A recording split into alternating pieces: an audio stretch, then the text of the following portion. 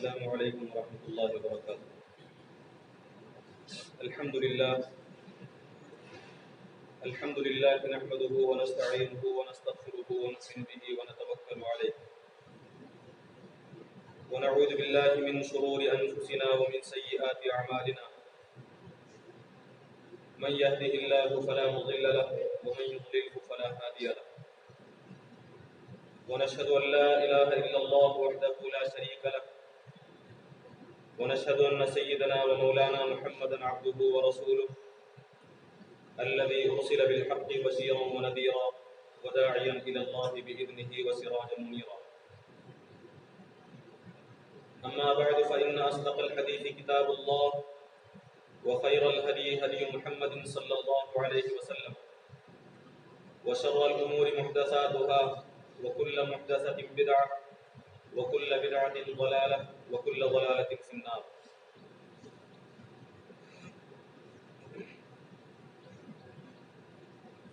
محترم معزز بزرگوں، قابل احترام نوجوان دوستوں اور بھائی، جیسا کہ ہمارے علم میں ہے کہ ذی الحجہ کا آغاز ہوا ہے اور آج ذی الحجہ کی دوسری تاریخ. ذی الحجہ کے پہلے عشرے کی فضیلت اور اس میں کیے جانے والے اعمال کے سلسلے میں کچھ باتیں میں نے آپ کی خدمت میں پچھلے جمعے عرض کی تھی، اور اس دن میں یہ بات بتائی گئی تھی کہ اللہ کے نبی صلی اللہ علیہ وسلم نے اس عشرے ذی الحجہ میں روزہ رکھنے کی اور دیگر اعمال کی فضیلت بیان فرمائی، اور خصوصیت کے ساتھ یوم عرفہ کا روزہ رکھنے کی آپ صلی اللہ علیہ وسلم نے ہدایت کی. احادیث میں اس کی بہت فضیلت بیان کی گئی.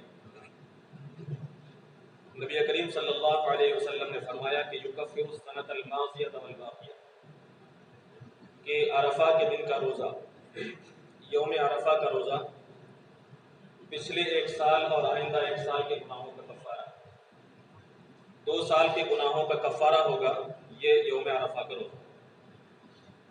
اور یہ یوم عرفہ کا روزہ 9 ذی الحجہ کو یعنی عید الاضحیٰ کے ایک دن پہلے رکھا جاتا ہے. اب سے چند سال پہلے تک جبکہ انٹرنیٹ کی سہولیات دستیاب نہیں تھی، پوری دنیا میں 9 ذی الحجہ کو، ذی الحجہ کے چاند کے اعتبار سے 9 تاریخ کو روزہ رکھا جاتا ہے. لیکن جب سے انٹرنیٹ کی سہولیات دستیاب ہوئی ہیں اور لوگوں کو اس کا علم آسانی کے ساتھ ہونے لگا ہے کہ حج کے دنوں میں کیا اعمال کس وقت انجام دیے جا رہے ہیں، اس وقت سے ایک طرح کا کنفیوژن، ایک طرح کا تردد عرفہ کے روزے کے سلسلے میں پیدا ہوا ہے اور پیدا کیا جا رہا ہے.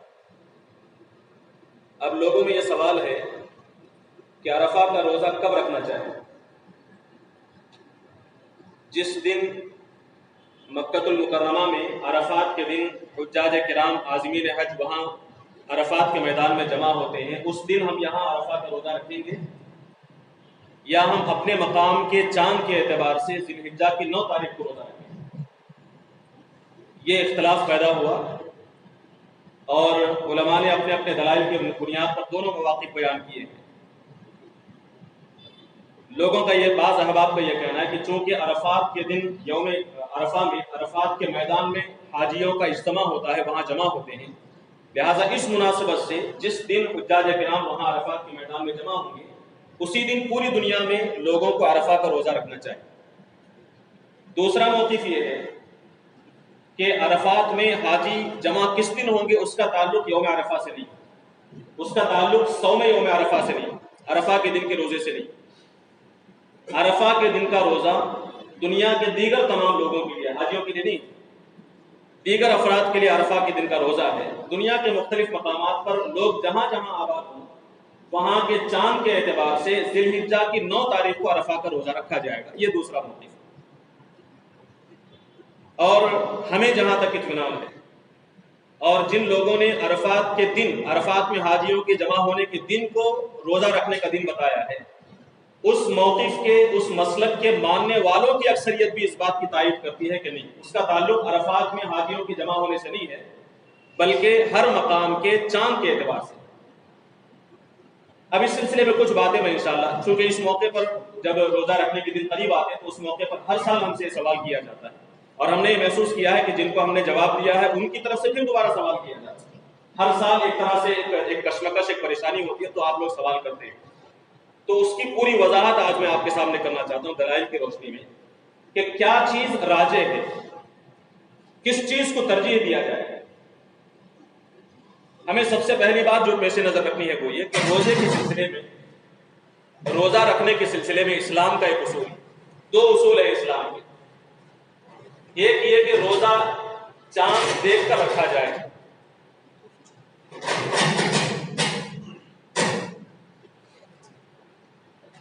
چاند دیکھ کر روزہ رکھا جائے اور چاند دیکھ کر عید منائی جائے۔ اللہ کے نبی صلی اللہ علیہ وسلم نے، بخاری شریف کی روایت ہے، آپ صلی اللہ علیہ وسلم نے فرمایا کہ صوموا لرؤیتہ وافطروا لرؤیتہ۔ حضور صلی اللہ علیہ وسلم کا فرمان ہے کہ چاند دیکھ کر روزہ رکھو اور چاند دیکھ کر عید مناؤ۔ روزہ رکھنا اس کا تعلق چاند نظر آنے سے، اور اللہ کے نبی صلی اللہ علیہ وسلم نے یہ نہیں فرمایا کہ صرف رمضان کے روزے کے لیے یہ ہدایت ہے، نہیں، ہر قسم کے روزے کے لیے۔ اس میں کوئی قید نہیں کی گئی کہ فلاں روزے کے لیے چاند دیکھنا چاہیے، فلاں روزے کے لیے چاند کی ضرورت نہیں، یہ نہیں فرمایا۔ یہ عام اصول قاعدہ کلیہ ہے کہ جب بھی آپ کو روزہ رکھنا ہے تو اس کا تعلق روزے سے ہوگا، چاند سے ہوگا، چاند کے اعتبار سے روزہ رکھا جائے، ایک چیز۔ دوسری چیز یہ کہ چاند دیکھنے میں اختلاف مطالع کا اعتبار ہے۔ اختلاف مطالع کہتے ہیں کہ چاند نظر آنے کے جو مواقع ہیں، جو جگہ ہیں، ایسا نہیں کہ چاند ایک ہی دن میں تمام دنیا والوں کو نظر آ جائے، ایسا نہیں ہوتا۔ ہم یہ اچھی طرح جانتے ہیں کہ بعض شہروں میں، بعض ممالک میں چاند ایک دن پہلے نظر آتا ہے اور دوسرے مقامات پر چاند دوسرے دن نظر آتا ہے۔ ہمیں اچھی طرح جانتے ہیں، کیوں؟ اس لیے کہ چاند نظر آنے کی جو جگہ ہے وہ مختلف ہے۔ کوسٹل بیلٹ میں آپ دیکھیں، سمندری ساحلی علاقوں میں آپ دیکھیں، وہاں عموماً ایک دن پہلے چاند نظر آتا ہے۔ یہاں ہم چاند دیکھتے ہیں، ہم اچھی طرح سمجھتے ہیں کہ یہ آج ہی کا چاند ہے، لیکن ہمیں معلوم ہو چکا ہوتا ہے کہ ایک دن پہلے سعودی عرب میں چاند نظر آ چکا ہے۔ اس کا مطلب یہ ہے کہ سعودی عرب کا مطلع الگ ہے، چاند نظر آنے کا مقام الگ ہے، اور ہمارا مقام الگ ہے۔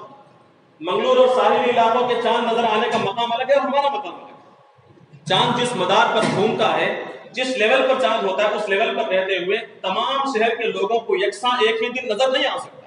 یہ سائنس سے ثابت شدہ ہے۔ اس وجہ سے یہ کہنا کہ ایک ہی دن میں چاند نظر آئے اور ایک ہی دن سب روزہ شروع کریں اور ایک ہی دن تمام لوگ عید منائیں، یہ ممکن نہیں۔ تو چاند نظر آنے کے جو مواقع ہیں یہ الگ الگ ہیں۔ اس اعتبار سے ایک اصول یہ ہے کہ چاند دیکھ کر روزہ رکھا جائے، دوسرا اصول یہ ہے کہ چاند تمام دنیا والوں کو ایک ہی دن نظر نہیں آتا۔ ان دونوں اصول کو سامنے رکھتے ہوئے آپ یہ سمجھیں گے کہ روزہ بعض ممالک میں، بعض شہروں میں ایک دن پہلے ہو سکتا ہے، بعض شہروں میں ایک دن بعد میں ہوگا۔ آپ کو معلوم ہونا چاہیے، مسلم کی روایت ہے، ترمذی کی روایت ہے، ابو داؤد اور نسائی کی روایت ہے کہ حضرت ام فضل رضی اللہ عنہا ایک مرتبہ ملک شام کو بھیجتی ہیں اپنے ایک قریبی عزیز کو، قریب رضی اللہ عنہ کو، کہ ملک شام جائیں اور حضرت معاویہ رضی اللہ عنہ سے ملاقات کریں، کچھ کام اور کام کر کے واپس آئیں۔ تو حضرت قریب ملک شام پہنچتے ہیں۔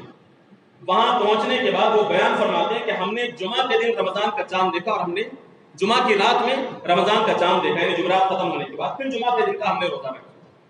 پھر اپنے کام سے جب وہ واپس آئے، وہ فرماتے کہ میں نے حضرت عبداللہ ابن عباس رضی اللہ عنہ سے ملاقات کی اور گفتگو کی، اور میں نے بتایا کہ ہم نے جمعہ کی رات میں چاند دیکھا ہے، ہمارا پہلا روزہ جمعہ کا۔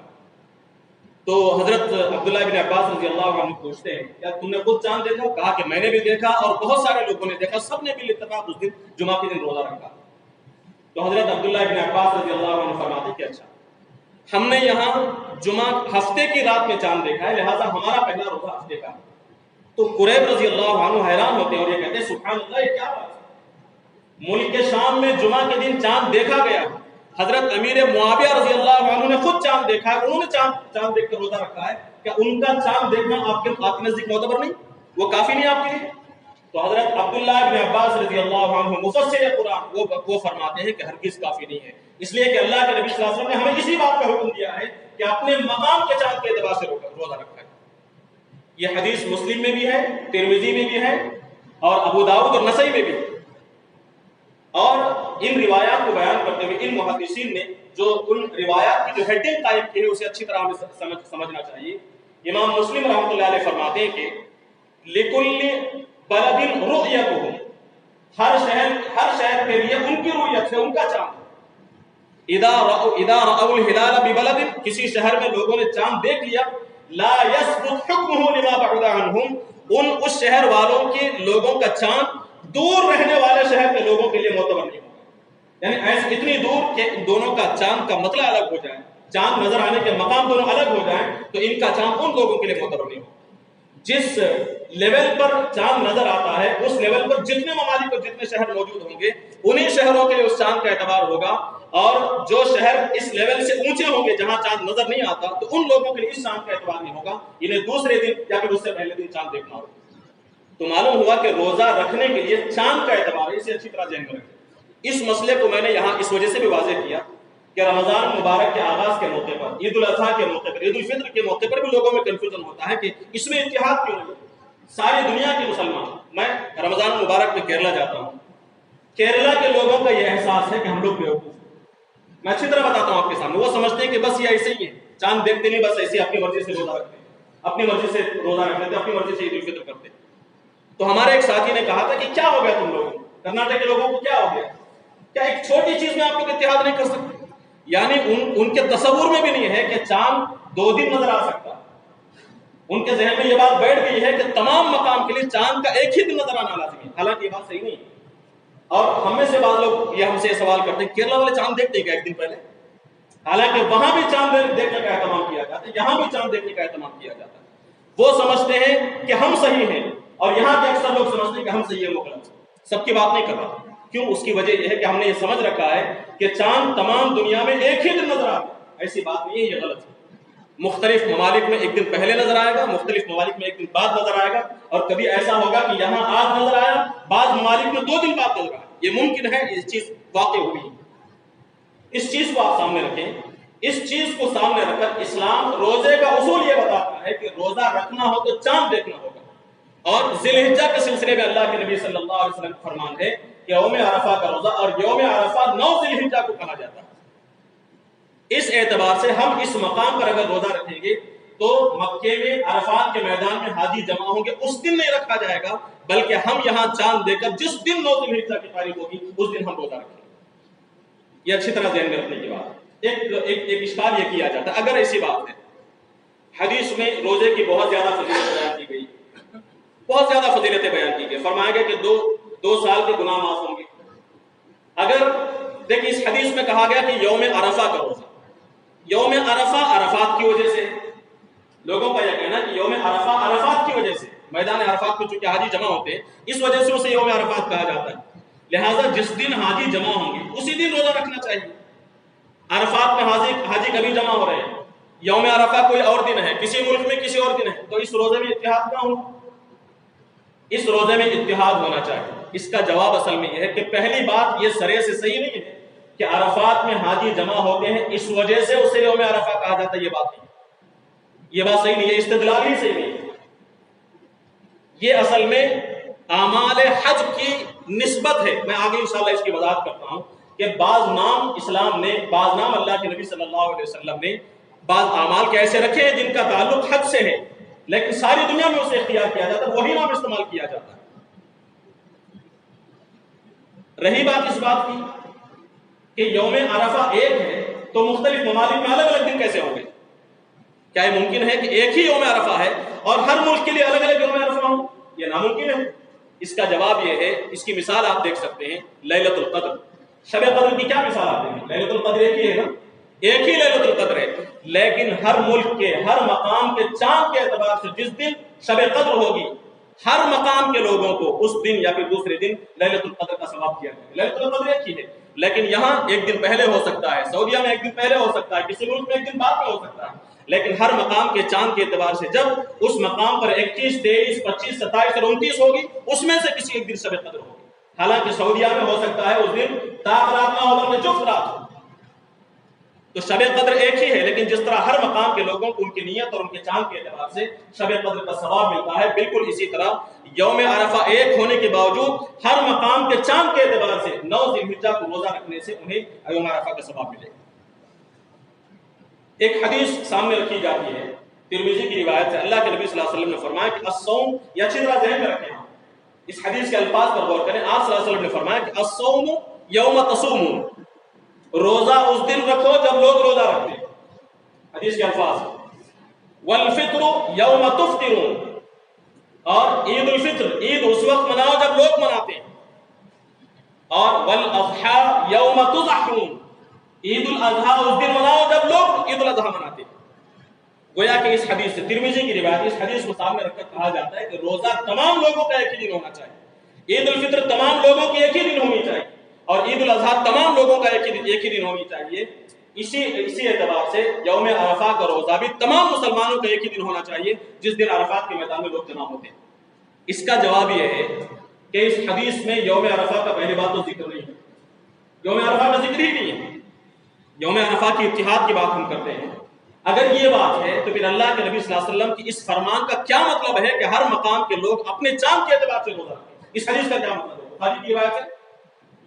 پھر گویا کہ ساری دنیا کے مسلمانوں کو ایک ہی دن رمضان شروع کرنا چاہیے، ایک ہی دن عید الفطر منانی چاہیے، اور ایک ہی دن عید الاضحیٰ منانی چاہیے، حالانکہ ناممکن ہے، یہ قابل عمل نہیں ہے، اس لیے کہ عید الاضحیٰ، عید الفطر، رمضان کے روزے اور رمضان کا اختتام اپنے مقام کے چاند کے اعتبار سے ہوگا۔ حالانکہ اس حدیث کے اندر عید الاضحیٰ کا بھی ذکر ہے، عید الفطر کا بھی ذکر ہے، اور ہم عید الفطر کے سلسلے میں یہ نہیں کہتے کہ ساری دنیا میں اتحاد ہونا چاہیے عید الفطر کا، ساری دنیا میں عید الاضحیٰ کا اتحاد ہونا چاہیے، ہم یہ نہیں کہتے۔ ہم صرف یوم عرفہ کے بارے میں ہم کہتے ہیں کہ یوم عرفہ تمام دنیا میں ایک ہی دن ہونا چاہیے، حالانکہ اس حدیث میں یوم عرفہ کا ذکر ہی نہیں۔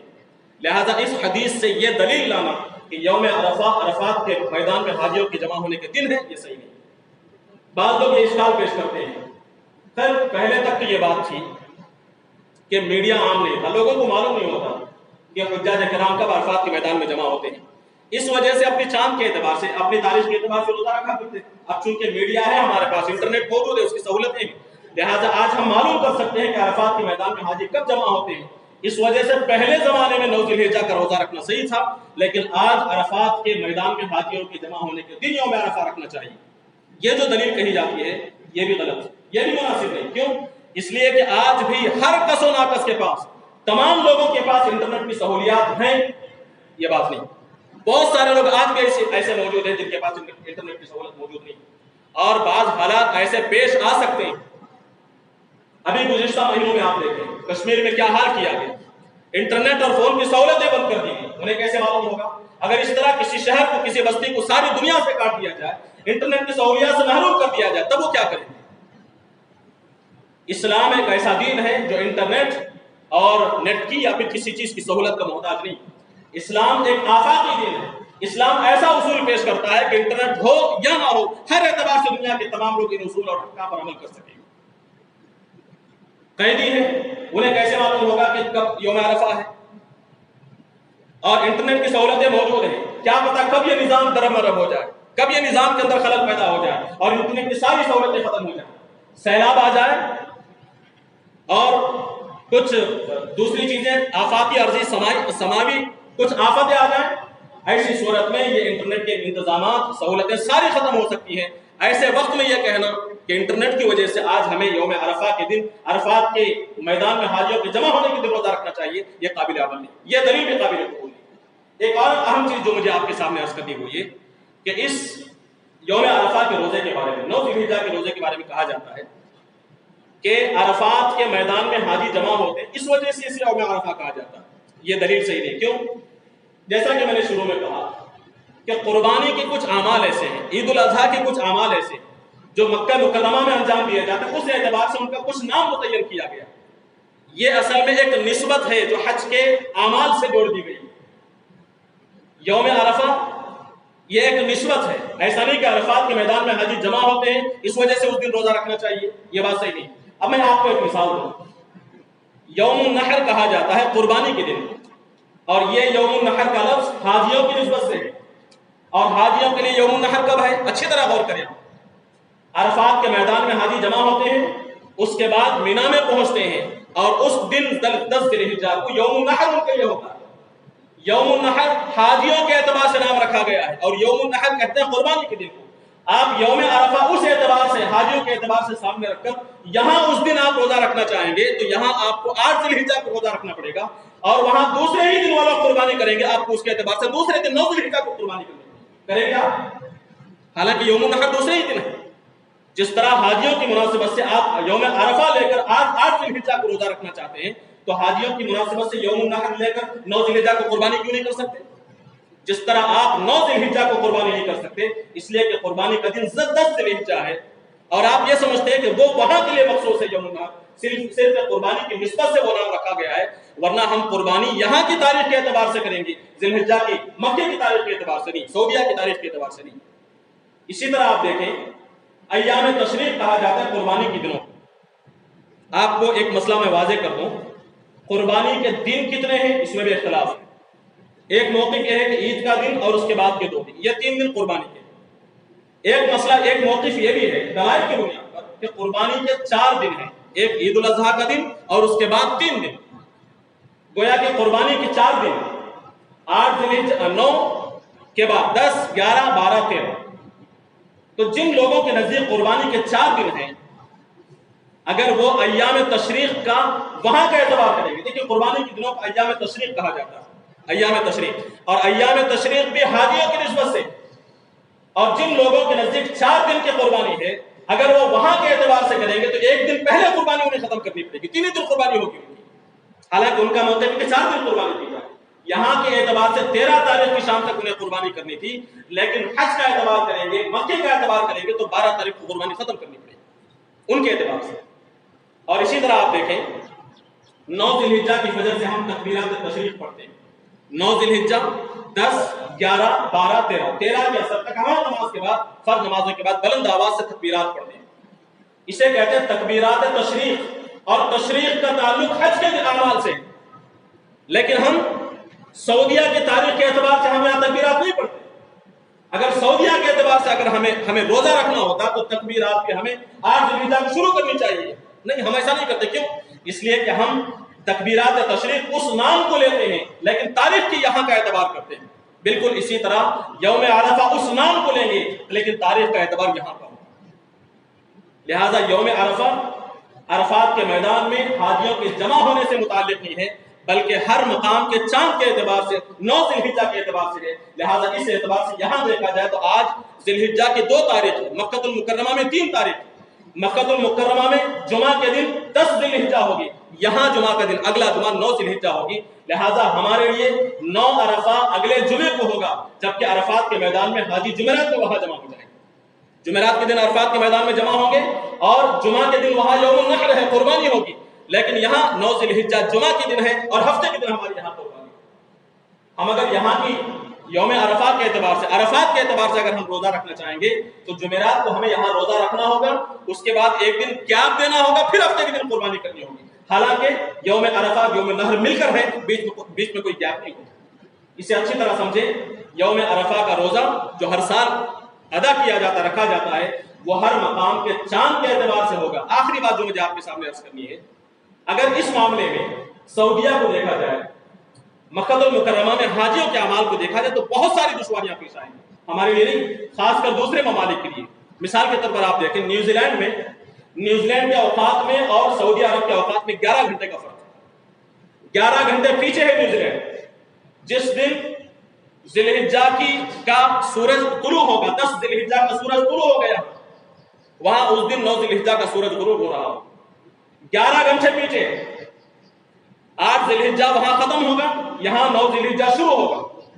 اور جب 9 ذی الحجہ کی دوپہر یہاں پہنچے گی, یعنی عرفات کے میدان میں جب حاجی جمع ہوں گے تو دوپہر کے وقت میں وہاں 9 ذی الحجہ شروع ہو رہا ہوگا. 9 ذی الحجہ اگر عرفات کے میدان کے حساب سے اگر روزہ رکھیں گے تو عرفات کا دن تو 8 ذی الحجہ 9 ذی الحجہ کے فجر سے شروع ہو گیا. حاجیوں کے اعتبار سے دیکھا جائے تو نیوزی لینڈ والے کب روزہ رکھیں گے؟ رات میں 9 گھنٹے پہلے روزہ رکھنا ہوگا. نہیں, چلیے ہم اسے مان لیتے ہیں کہ رات میں روزہ نہیں رکھا جائے گا, فجر کے بعد سے روزہ رکھیں گے. ٹھیک ہے, فجر میں نیوزی لینڈ کے لوگوں نے روزہ شروع کیا, اس وقت سعودی عرب میں دوپہر ہے, اور سعودی عرب میں جب سورج غروب ہوگا یہاں دوپہر ہوگی, اور یہاں روزے سے ہوں گے جبکہ وہاں سورج غروب ہو چکا ہوگا اور عید کا دن شروع ہو چکا ہوگا 10 ذی الحجہ، وہاں عید کا دن ہے اور نیوزی لینڈ کے لوگ ابھی روزہ رکھ رہے ہیں جبکہ عید کا دن روزہ رکھنا ممنوع ہے، حرام ہے۔ لیبیا میں آپ دیکھیں، ٹیونس میں آپ دیکھیں، مراکش میں دیکھیں، ایک دن پہلے ایک دن گزر چکا ہوتا ہے، ایک دن پہلے عید ہوتی ہے سعودیہ کے اعتبار سے۔ سعودیہ میں آج اگر 3 ذی الحجہ ہے تو مراکش میں لیبیا میں 4 ذی الحجہ، سعودیہ میں یوم النحر ہوگا، یوم عرفہ ہوگا، عرفہ کا دن عرفات میں میدان میں حاجیوں کے جمع ہونے کا دن ہوگا، تو لیبیا میں مراکش میں ایک دن پہلے یعنی 10 ذی الحجہ ہوگا۔ اور کیا مراکش کے لوگ کب روزہ رکھیں گے؟ جس دن وہاں عرفات میں میدان میں حاجی جمع ہوتے ہیں اس دن روزہ رکھنا اگر ضروری ہے تو مراکش کے لوگوں کو عید کے دن روزہ رکھنا ہوگا جبکہ عید کے دن روزہ رکھنا حرام ہے۔ اس اعتبار سے آپ دیکھیں سعودیہ کے اعتبار سے یوم عرفہ کا روزہ رکھنے کا اگر مسئلہ سامنے رکھا جائے تو ایسی صورت میں بے شمار دشواریاں، بہت سارے مسائل پیدا ہوں گے۔ اس وجہ سے بہت سارے اصول کو توڑنا پڑے گا۔ اگر کوئی شخص یہ کہتا ہے کہ نہیں عید کا دن اگر روزہ آ جاتا ہے تو روزہ ثابت ہو جاتا ہے، تو آپ اچھی طرح ذہن میں رکھیں لیبیا میں، مراکش میں اور ٹیونس وغیرہ میں ایسا نہیں کہ کبھی کبھی 10-15 سال میں ایک مرتبہ ایسا ہوتا ہے، نہیں، عموماً ایک دن پہلے وہاں عید منائی جاتی ہے سعودیہ کے مقابلے میں، ایک دن پہلے ایک تاریخ گزر چکی ہوتی ہے۔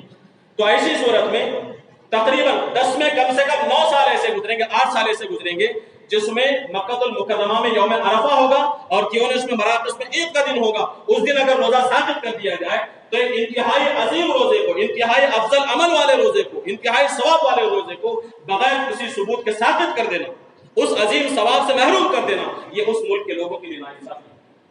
تو قابل احترام حاضرین اکرام، خلاصہ کلام اس کا یہ ہے کہ عرفہ کا روزہ بلکہ تمام ہی روزے اپنے اپنے مقام، اپنے اپنے شہر کے چاند کے اعتبار سے رکھے جائیں گے۔ اللہ کے نبی صلی اللہ علیہ وسلم کا یہ فرمان دلیل ہے کہ صوموا لرؤیتہ وقوموا وافطروا لرؤیتہ، اپنے ملک کا چاند دیکھ کر روزہ رکھو اور اپنے ملک کا چاند دیکھ کر افطار کرو۔ تو اس حدیث کی بنیاد پر یہاں یوم عرفہ کا روزہ 9 ذی الحجہ کو منایا جائے گا، میدان مکہ المکرمہ کے میدان عرفات کے اعتبار سے 8 ذی الحجہ کو نہیں۔